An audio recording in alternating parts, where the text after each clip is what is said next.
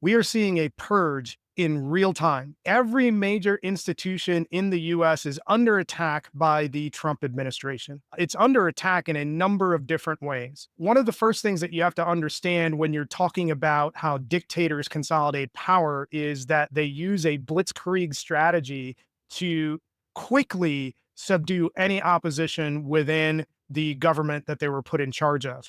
You're seeing this happen in a number of different ways. One, you saw it with Trump firing federal prosecutors without giving notice, which is illegal. And that has raised the eyebrows of a lot of elected members in Congress.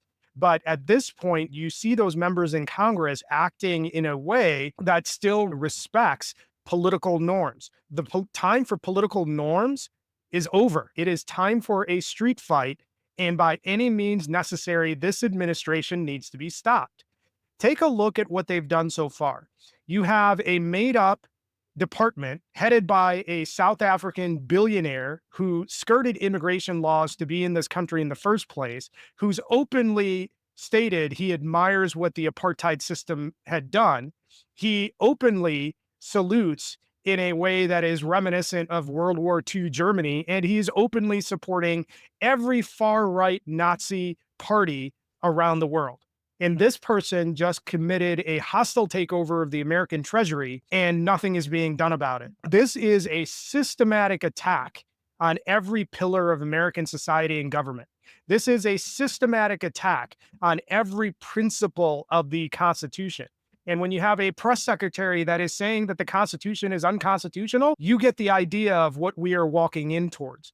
And it doesn't stop just there. The deliberate attempt to con people into resigning their positions with the promise of some sort of soft landing and extended severance.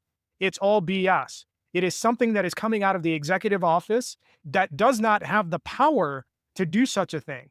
This is in line with a pattern of behavior that Trump has displayed throughout his business career. This is somebody who has a 40-year track record of stiffing people left and right. And for those of you who are in the front lines of the civil service and you are a government employee, don't fall for the bait, because nothing he says has weight to it. And what you should do is refuse to leave. Stay in your position, contact your union reps, and start fighting back. The worst thing that can happen is for you to get hoodwinked and be left with nothing. And that is the pattern of behavior that Trump has displayed throughout his career. We are seeing attack after attack, and those attacks are focused on the Treasury, on our regulatory arms, on our safety organizations, on anything that is employee focused. Everything that is designed to protect the American citizen is being stripped away on the orders of a fascist throwing a temper tantrum and who should have been put in jail. And the fact that he isn't in jail is the biggest failure of the previous administration.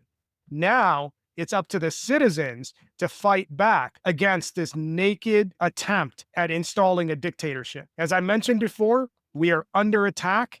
And the quicker we realize that the time for political norms is over, the better off we're going to be.